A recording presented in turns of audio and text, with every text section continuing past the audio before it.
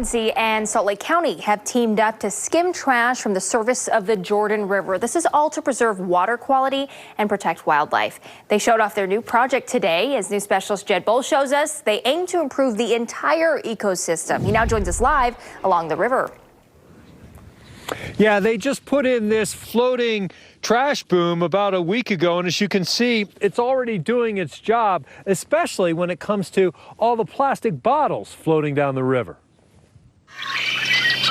That'll make a huge difference. Merely a mile from the wetlands surrounding the Great Salt Lake, there's serenity on the water as the Jordan River finishes its meander through an urban maze. This will make a big difference for not only water quality, but the wildlife in the lake itself. The idea behind the trash boom is simple. Keep the floating garbage from making it to the wetlands and the Great Salt Lake. You're going to see a cleaner riverbank.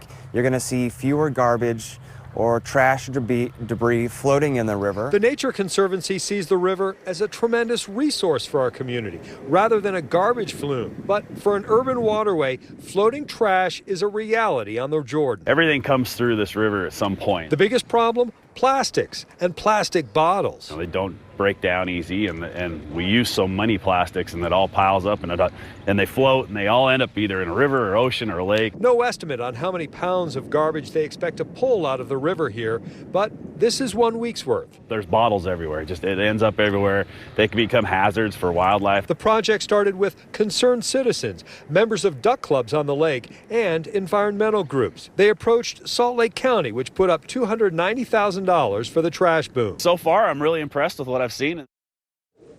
And if they like the way that this trash boom works, the county may consider putting in a few more of them upstream. Guys? Wow, it's a lot of trash. It's only a week's worth. Jed, thanks so much. Hopefully they can get more.